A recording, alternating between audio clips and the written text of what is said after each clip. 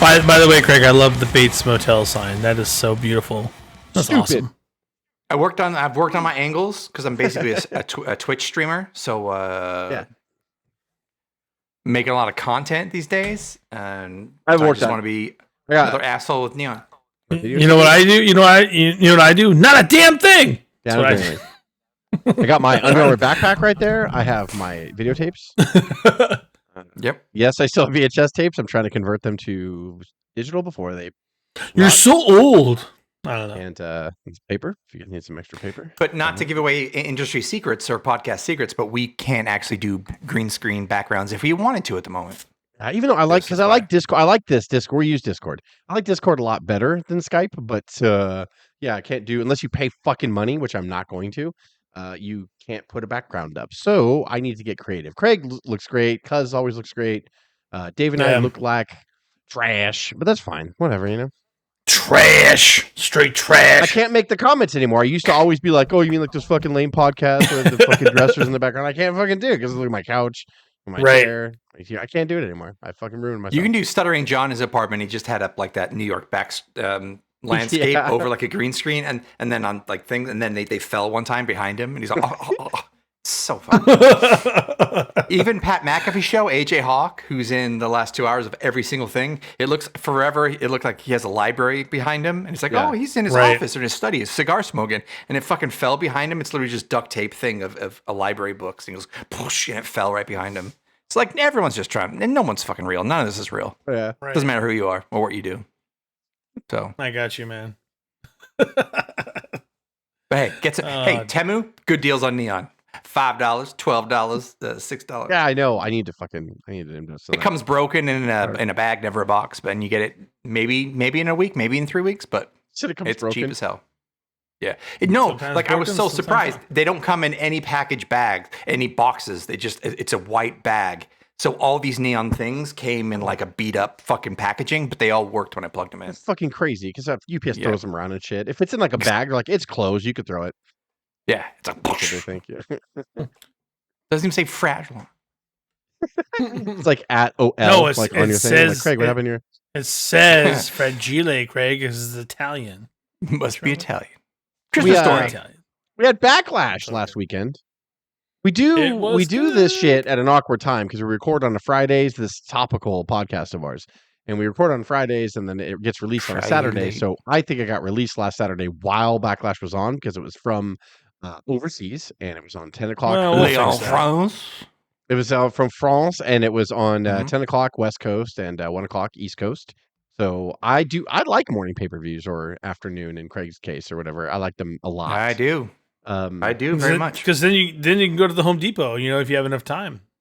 Yeah. Afterwards. Do you know how tough it is on Sunday night at like when it's 10 p.m. Eastern or 11 p.m. and you're like, I have to go to bed. How long is this going to take? Like same with football. It's the worst. To have a morning paper, you're like, I'm going to get shit done after this in the afternoon. Like it's fine.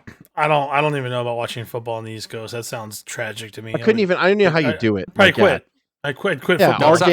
Our games start at 10 o'clock here on the West Coast, and they end just. It's fantastic. Right around 8:30, the last game ends, the 5:30 game or whatever. It's like it's beautiful. Yeah, even when I lived in LA, you go to Barney's Beanery. Nothing better than a beer at 10 o'clock. That's what I was just about to say. Like you go to Barney's Beanery or like a Chili's at 10 a.m. and then you got a nice buzz and you're home by 1. There's some shitty afternoon games from 1 to 4, and like you're good. Yeah. Squeeze a nap in if the games are that shitty. Just nap.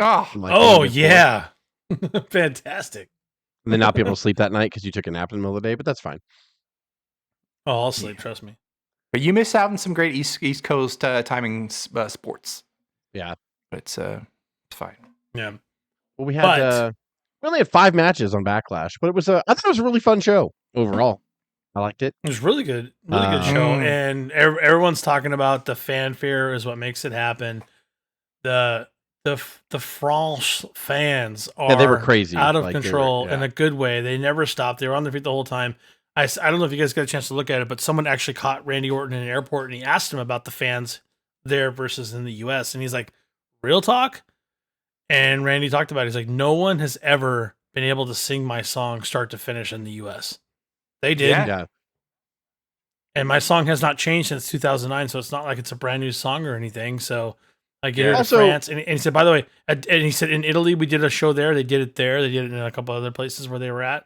He's Well, like, we're in you the know, age of that shows right now here. too. Like they never did the whoa on Cody's song. They never did that in AEW. They started just doing that here, like in WWE. So like True. maybe they Good might point. have started at the end of AEW, but it's weird. Like we entered this weird age where like part of their entrance now, it's like the fans have to be a part of everything now. And that's fine. Like there's nothing wrong with that.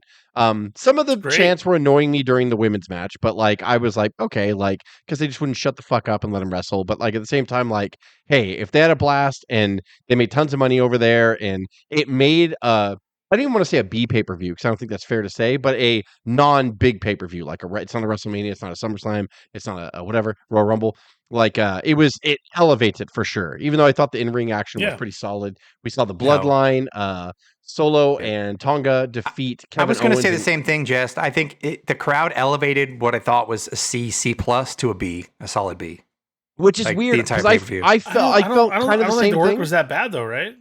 No, and that's the No, weird but thing is like we're so fucking numb. Like he did a brainbuster. Kevin Owens in the opening match did a brainbuster off the top ropes on a fucking chairs. I don't know if we're like meh. we're like, but he didn't like get the reaction I thought it would. Like it's so crazy how we're numb. And I'm not saying wrestling should go. I'm not like a Jim Cornette, like purist. Where I'm like, you need to go back to wrestling's roots. Like I don't think that.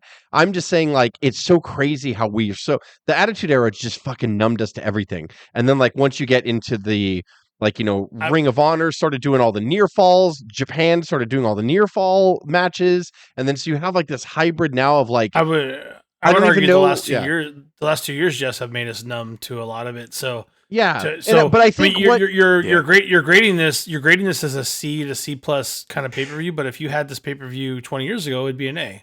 Actually, I grade it. It's tough because I graded it as a solid B, but then in my mind I said I had to take the crowd out of it. I was like, okay, the ring work was great. How would I have felt if the crowd was subpar, dead, or not that insane? That Cody and some of those entrances and singing the entire songs elevated it to such a point where it's like, and I truly think it wasn't as good as I thought it was watching it. It was because of the crowd. If that makes any sense at all. It does. It does. I don't know why I feel this way either. And it's like I said, like if this is a C pay-per-view, like how spoiled are we? Like this is, if we would have watched this pay-per-view 20 years ago, we'd be like, what the fuck? This is the greatest pay-per-view I've ever seen in my life. Like it's so crazy how we get numb. And WWE is in such a great state now. I am so reminded of how when I first started watching wrestling.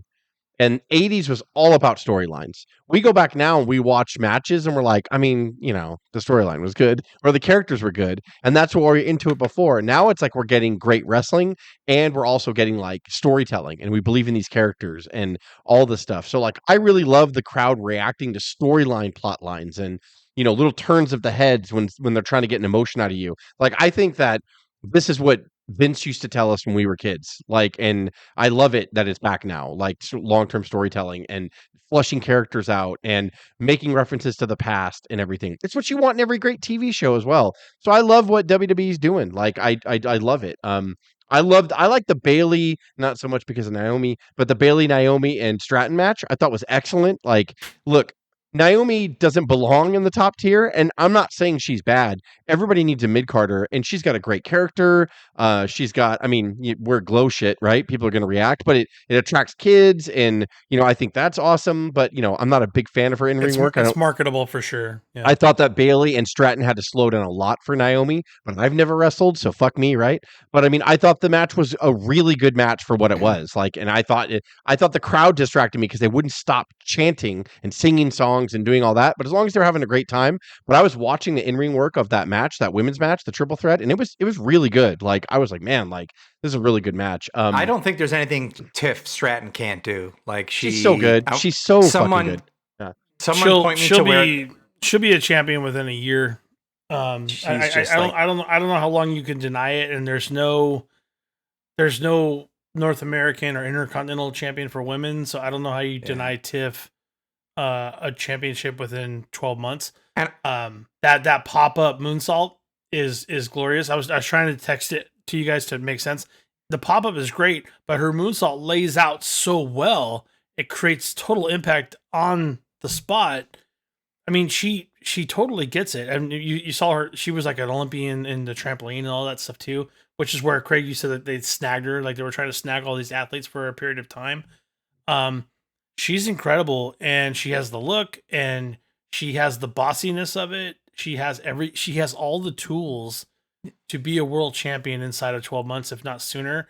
I hate to say it, like we've been waiting for Bailey to come back and be a world champion for some time, but Bailey is kind of setting up for the next generation now, and Tiffany's already there. That sounds really hard to say because we wanted Bailey to come back. The story was fantastic against Damage Control. It was so well done, but then you got to keep moving forward. And Tiffany's better. Tiffany's better than Bailey, probably talent wise. She's better than Charlotte. She's better than a lot of people. I know that's really weird to say.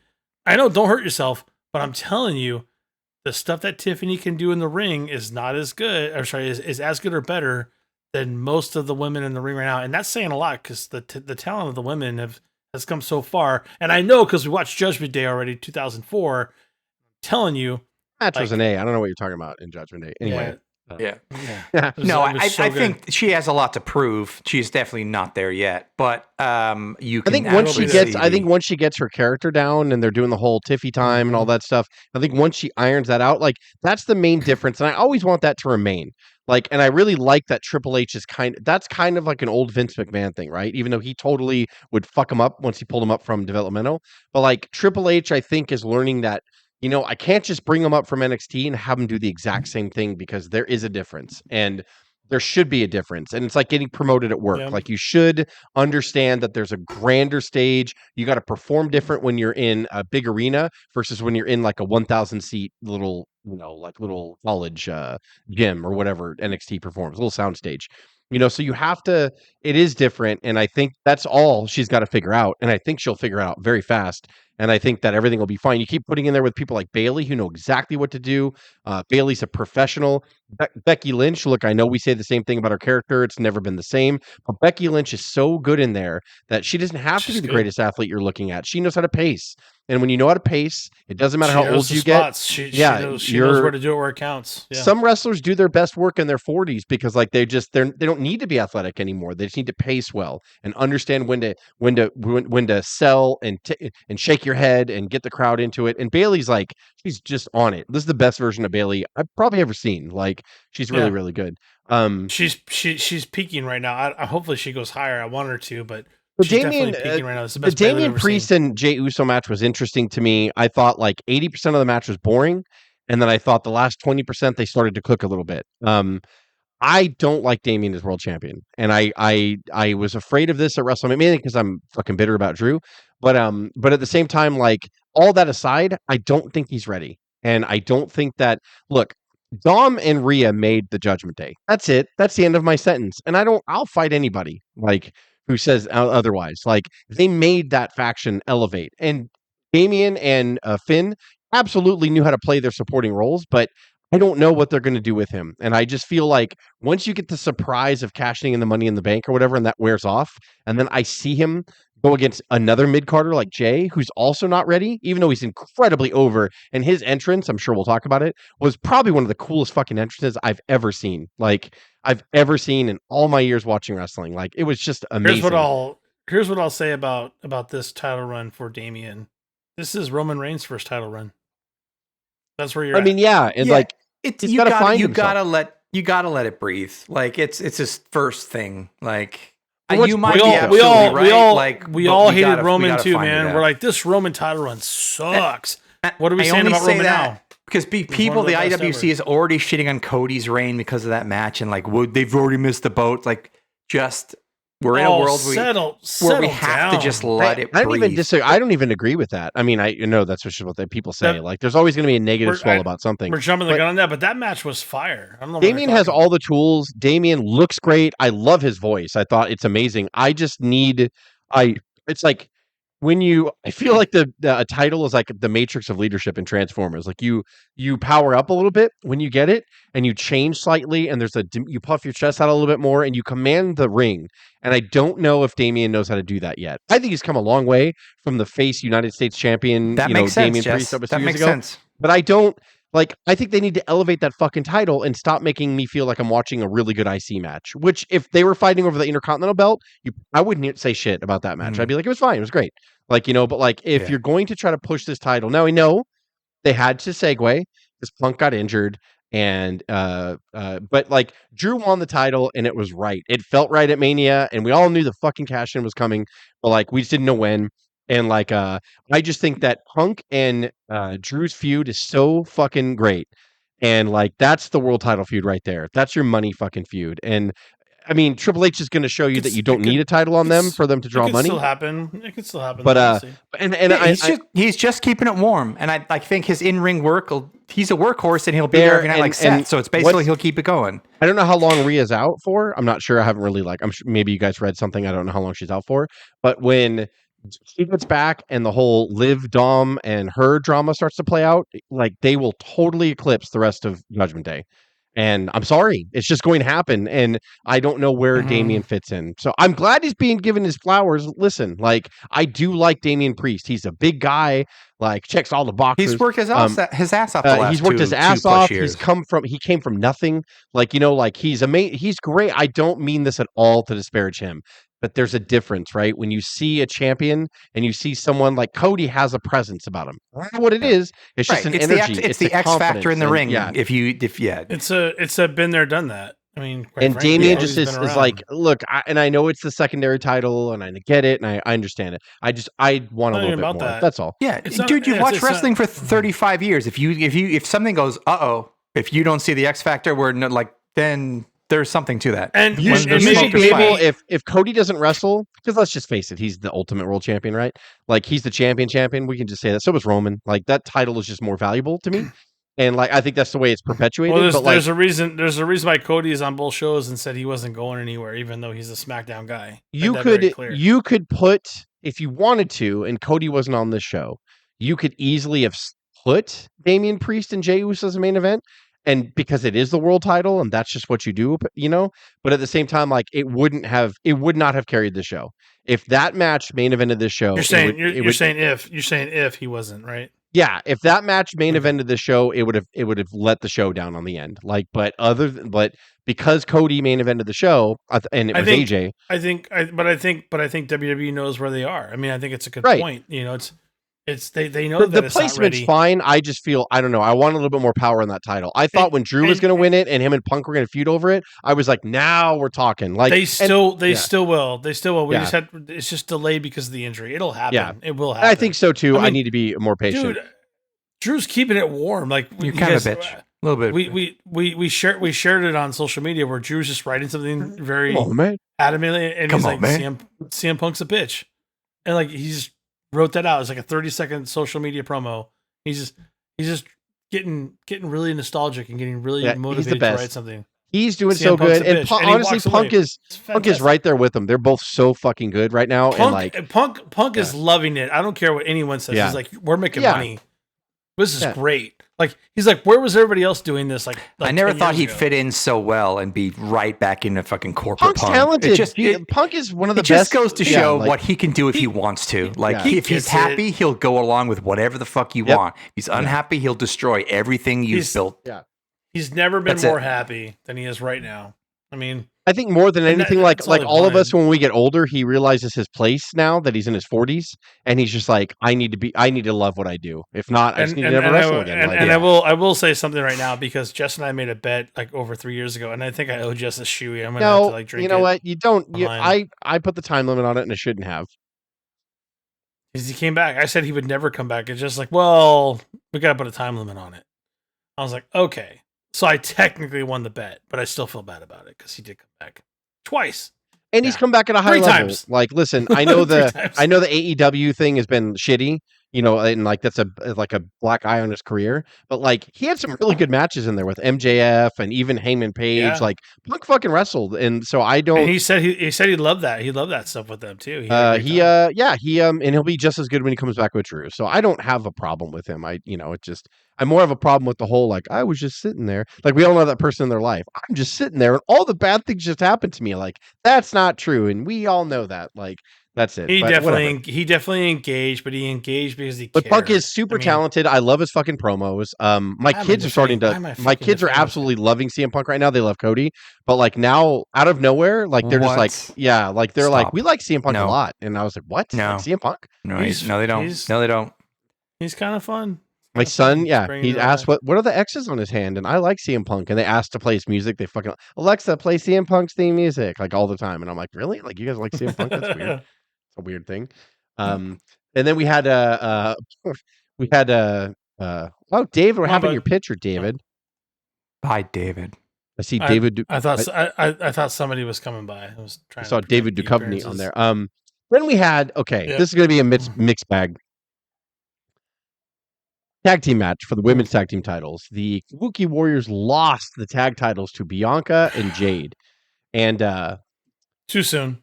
I don't know about too soon. I like what they're doing with Jade and Bianca. I do. Like I do. But this whole misnomer that people have, like her interview really fucking rubbed me the wrong way. We covered it like a handful of weeks ago. The way why she left AEW and her weird arrogance. It's okay to be confident in yourself and just be like, I deserve to be on top. That's fine. Everybody should say that. But like her weird, She didn't say it like that though. her 5 minutes, she Right? was like, I didn't want to stay in AEW because I'm too old and I don't have time to sit around for an upstart company to figure out. She said, I don't have time. I don't have time. Yeah, I'm 31 and I don't have time to sit down in an upstart company while they figure their stuff out. And I'm like, wait a minute. First of all, 31's not that old. Secondly, like, what are you talking about? Like, it's not like you had been in the industry for 10 years and then you're like, you know what? I went to AEW after, working in the indies for a while, or I was with NXT and I got released, like Swerve Strickland, or something like that or whatever. That's not what she's done. And I'm like, you fucking you've been in the business for 5 minutes. You were undefeated for a year over there. They protected the shit out of you. And the only reason why you lost, and by the way, the match that she lost in, really good match. But the only reason why you lost is because you didn't resign. So that's why, and then she leaves, and I just feel it's a really weird thing. And she needs to turn heel because I don't like her. She's one of those people that when she talks, I'm like, I don't like you, and I need to boo you at this point. Well, what I would say is I can't speak to exactly what Jade went through over there because we weren't there, right? And when you talk about things that happen in private in the back, we don't really know. But I'll tell you a story. It's about a mentor of mine that was a really good guy, and we were in the HVAC business, and he was helping this guy build his business. But he thought eventually that the guy was going to retire, and he's going to put him in this VP position. And finally, things were kind of getting heated, and he's like, "Well, where do you see me in your company in 5 years?" And the owner just did one of these. I know you've done a lot for me, man, but I just don't know. I just don't know. So if you got any kind of inkling that you're 31 years old in this business that beats the shit out of your body, and I'm not saying Tony got this, but if he did go, I just don't know what's next for you, or she couldn't get any kind of good feels about what her next steps were, and then Triple H comes knocking and says, here's what we can do, and it's way more ironed out, and here's your 5-year plan, and it makes more sense, then I get it. I understand it. I'm putting a lot of what ifs in there. I understand where you're like, I don't know all this for sure, but all I'm saying is one company is way more organized than the other right now, only because, and again, one company is like 60 years older than the other one. Right. But, so you have to give them that. And it's easy to look at that, if you want to call it the candy coated, flavor of that, and go, okay. And so far it's proving fruition to her because she's a tag team champion and the highest ranking type of wrestling in the world. Like you are a tag team women's champion in WWE inside of 6 months. I kind of, it's so far it's proving fruition, but she could have done great things at the top AEW for some time if she was prepared to do things that say Tony Storm can do and do her own thing and create her own stuff. She's not there. She's not there for that. I'll just say that I think that she made the right decision in what she did, because I think maybe deep down she knows she wasn't as good as she thinks she is or what she was being told. So it's like, where's the training and where's the mentorship or like whatever? She wasn't doing any of that in AEW. She just was Now, if she destroying said people. that in the interview, I Good point. respect that. I respect Correct. that. But she did not say that in the interview, and she was I very think she- arrogant about it. And maybe she meant that, and maybe she only knew she had like 5 minutes on this interview or whatever, however many times she had or whatever, and she wanted to And get maybe she's creating Yeah. heat, Jess, right? Maybe. Or Could she's be. she's spewing WWE PR points where she's being the perfect fucking new recruit to what she's done. She's like, that's the B team. I'm here in the A team. Like she's doing like the wave. But absolutely, there was nothing she did in AEW which said like she tried to grow or build others or kind of almost get better. So it's like absolutely. But the fact they've held her back this long, the fact she only debuted at the Royal Rumble and they're still slowly, and the fact also that they were doing this match with that tag team on the road for the last 3-4 weeks, and she still was kind of screwed up, blew up, and didn't really. She was still saved by the rest of them. She was still protected for a lot of that match. Yeah, but it's like she's not there. Like it's the best thing they can do. But to put I with do. Bianca, Having said all that, I do. For some reason, I like her and Bianca. It's gonna lead to a split up. It's got to. Well, it has to. They're good. The talent.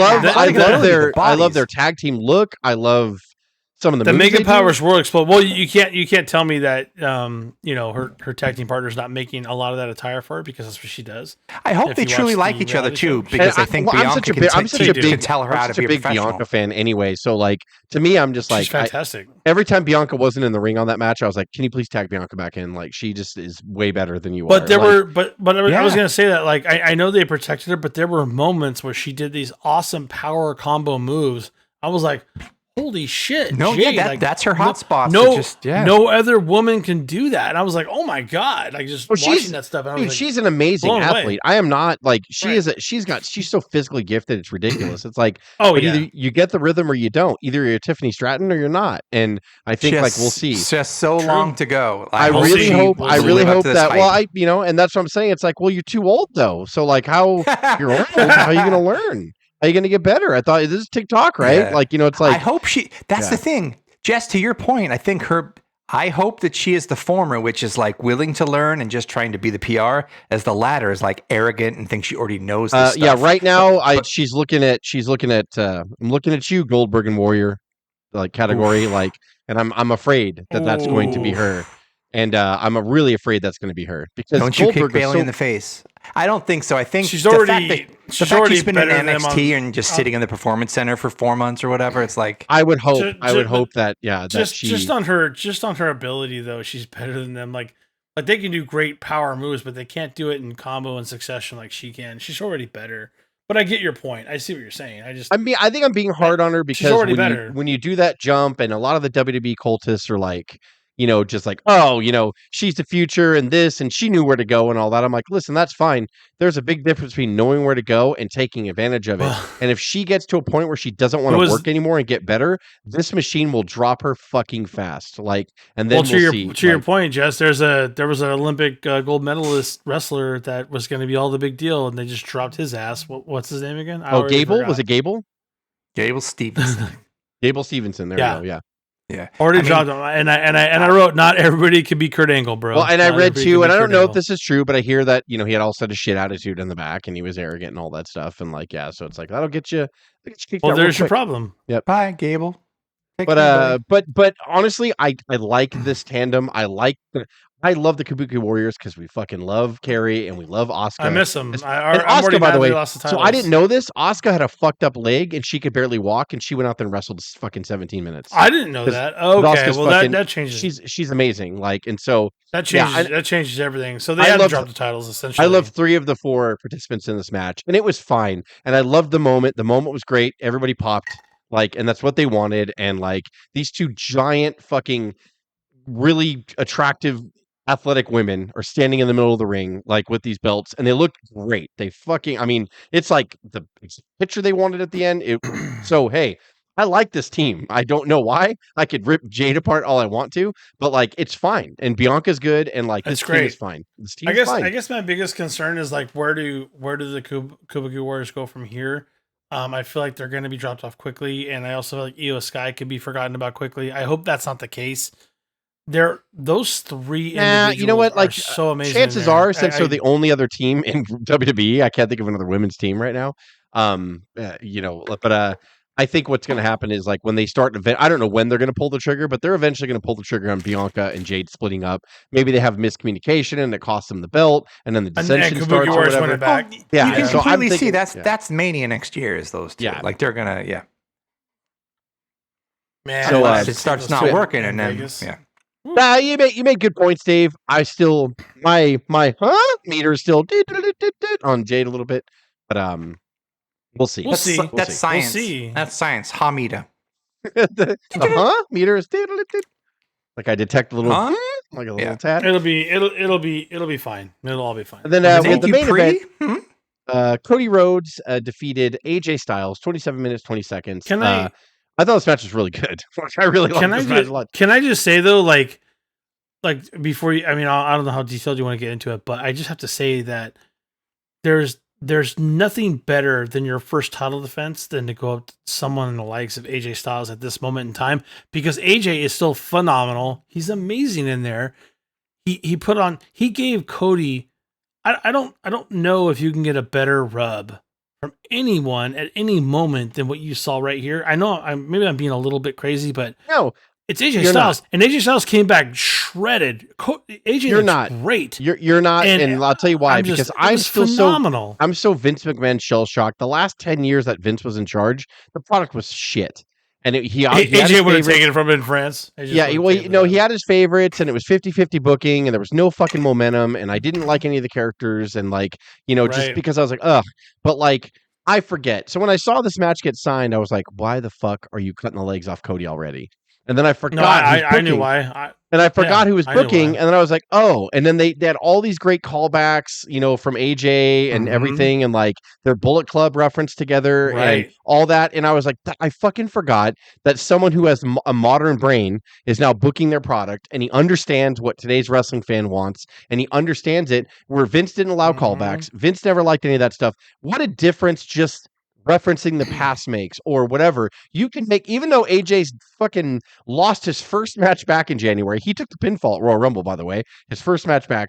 And it's like, and he has not had a lot of wins. However, he beat LA Knight, but he beat LA Knight, and they're so good at storytelling, and Triple H is so in tune with how to revitalize even Shinsuke. You knew that Shinsuke's been damaged beyond repair, but Triple H lose every week. Triple H knew how to squeeze that lime out of him when they were trying to distance Cody from the world title before he beat Roman finally. And like, that was a great feud. And like, so it's like, I forget. I got to get used to it. It's only been a couple years that we've been treated to this caviar of WWE products. So when I started watching it, I was like, oh my God, yeah. Why did I doubt this match? Like when I was watching it, I was like, what the fuck am I never doing did. doubting this I never match? did. I Like, knew you're not going to beat Roman and then lose to. Well, I didn't think he was going to lose to AJ. I was just like, you want a credible opponent, but at the same time, I'm like, it's a Backlash, and like Roman's not there, and on top of that, like I forget who's booking Triple H, and he made it make sense to me. And as I was watching the match, I was like, I don't know why I fucking doubted this match. Like they had a great build up, they had great video packages, they told an easy story. I knew Cody was going to win. I knew Cody was going to win, but I was like, when you doubt, I didn't know you felt. Like, I didn't know you felt this way, Jess. That's so weird. I was. But yeah, AJ's been shoved down. He's been boring as fuck. But then, like when he came back, I had confidence in it the whole time. I was like, oh, AJ's gonna fucking put on a banger in France with Cody. He's gonna give him the ultimate rub, because that's where AJ is in his career, and it's AJ's fine. great. But you can't hurt AJ anymore. It's not possible. And by the way, you talked about Shinsuke earlier. Why wouldn't Shinsuke be an optimal person who starts to win and starts to climb up the rankings in a few months, and then becomes the next person that Cody takes down to feed? What's wrong with that? Like, it could happen. You just gotta when you're with a regime that understands storytelling, like, and I'm not used to it yet, even though it's been 2 years of greatness. Like I still have to shake the cobwebs off from Vince. He shell shocked me, and like it's just yes, a PTSD for sure. He ruined me. Like, yeah, he ruined it. Like the very guy who lured us into this wrestling thing and fucking told such great stories in the late 80s and early 90s and Attitude Era. Like I'm just like, oh, like you were so gross towards your last 10 years. Like everything about your fucking product was shit. Except there was a few bright spots here and there, and like but it's like more than the product was gross. Yeah. But yeah, you're right. But yeah, now that Triple H is doing things like, I mean, I know Craig loves him, but I gotta jump on the bandwagon too with Triple H thing. He's given us the storylines that I want. He's making me engage as a 47-year-old guy, which I don't know if is pathetic or not. But whatever. I love wrestling. And like if I'm entertained and I'm into these characters and they don't beat me over the head with corniness, like kids will be attracted to them because they're larger than life characters, but they don't have to like beat you to death with PG. And I love that Triple H has removed that. The camera doesn't shake anymore, guys. The fucking camera doesn't shake. And like it's just so crazy how much more watchable this product is, like in a short 24 months. It's insane. Like it's just the camera cuts, like they don't cut camera at all. They'll stick one shot and let it panoramic around the fucking room and follow the fucking wrestler out. And it's just all so much easier to digest now. It's so easy. Sorry, Craig. What did you? I know Craig hated the main event. He gave it an F minus. Shut up, Craig. I'll speak for you. He doesn't like Cody or AJ or. No, no, it was good. Yeah, it had a King's Road in New Japan intensity. It was kind of like you saw AJ whisper like motherfucker to him when he did the Stardust thing. I love that. That was my favorite part. Him, which was a callback to AJ doing it to him, I think, on Friday. Just made a great point, though. When does Stardust get to finish his story? Because we keep I think he just did. That was so funny. There's not a better place for him to do it than what he just did. So funny. Yeah, I love that. It was a great match. I really liked it. And then towards the end, I was like, God damn, this match is good. Like I really it was really good. I still think the audience, 2 years doesn't measure up to 15 years of just kill me now. The stupidity of it though, if you just looked at it, Jess, you said, hey, AJ versus Cody, in past 2010, would it be a good match? Oh, it'd be a great match. It'd be a great match. And we didn't take that for what it was worth because we had, to your point, you had all this PTSD just built up in you, and you're like, oh, it's gonna be terrible. It's gonna be bad. It's gonna be, I never thought the physicality wouldn't be good because he's AJ and Cody is good. Cody's very good, actually. Cody is like the perfect champion to me. Like he just is. Like he never is the guy that I go, did you see what Cody did? Like physically, but like he knows how to pace with everybody. He's been in there. Like again, when he left and he went on his own to Ring of Honor and New Japan and AEW, like he learned. Obviously, it was exactly what he needed. You have to learn so much, which is why I say this all the time. It's so fucking important that TNA does well, that AEW does well and stays around, and that New Japan keeps trying to get a more of an American influence. Like, because, dude, it's only going to make these men and women better. It's only going to fucking help. Cody is the living proof of what we lived through in the 80s because people went around the territories in the 70s and 80s and they got seasoned by a bunch of different crowds, different tastes, different bookers, different, some were heavy in storytelling. If you come from Memphis, it was all about soap opera and hitting Jerry Lawler in the parking lot with a fucking car and like all that. Then, so when... Yeah, it's like when Vince started doing the cartoon stuff, like Jeff Jarrett says it all the time on his program. He's like, that's fucking Memphis. All that shit that Vince did in the 80s was Memphis. Over the top, just ridiculous soap opera storyline. But then you had the Jim Crockett, the physical, the difference. And then when ECW brewed up in the mid 90s, it was like people are like, this is a little different, but it reminds me of NWA and Jim Crockett Promotions. It's stiff, it's real, like, and all that. There's a balance everywhere, man. Like, and so I love it. Like, I really love it. Wrestling, we say it all the time. Like wrestling is so good right now. Like I know everything goes through waves, so I'm going to miss it when it goes again. But like, yeah, when we started this pod, I think Cuz wants to make sure it's very clear. I think we just hit our 5-year anniversary on this pod. Is that right? Mm-hmm. I don't remember what month that we launched it, but 5 years we've been doing this. 5 years on the pod. So if you go back 5 years in the state of wrestling, especially in the United States, of what it was in versus today. You can't hold a candle to it. You can't, not even close. And we were at that moment where like, are we ever going to get back to the Attitude Era? And I would argue that we're above the Attitude Era in the realm of like, and Triple H said it best when they went to the Kentucky fucking Derby and said, hey, in case you've been living under a rock, WWE is on fire. That's exactly what he said. And here's where WrestleMania is going to be. And then go fuck yourself. And then he left, right? And it's going to be in Vegas. And people are losing their minds. And I know because we're marks, we get mad when wrestling's not good. And now we're going to get mad because we can't afford WrestleMania tickets. That's where we are. The casuals that have a ton of money in their pocket are all going to go because it's the thing that's hot right now. Yeah. And they're going to crank their price. Of course they are going to crank their prices up. But I don't know if you want to end it on this or whatever. But the Kentucky Derby, Seth and Becky were there. and they had their Kentucky Derby outfits on or whatever. And Seth wore like this pinstripe kind of suit with like a little, old Derby hat or He whatever. was looking good. Come on. And he combed his hair up, and I'm pretty sure he put it in a bun and put the hat on because people are like, "I hope he didn't cut his hair." And I'm like, "He didn't cut his hair. Don't worry about it." And like he cut it up and put it on or whatever. And somebody on WWE 2K4 made Kentucky Derby Seth, and it's the funniest fucking thing I've ever seen. And he just That's awesome. That's fantastic. Yeah, and he's playing online. He just beats the shit out of it. And he's got his hat on and everything. It looks just like Seth, and it's the best thing I've ever seen. Him doing moves and shit off the top rope in Kentucky Derby outfit is the best thing I've ever seen. I kind of want. You get a master's degree in coding, and that's what you do with it. I kind of want. You take like 5 hours and just fucking do the create a character. Someone also put him together with the Simpsons monorail guy.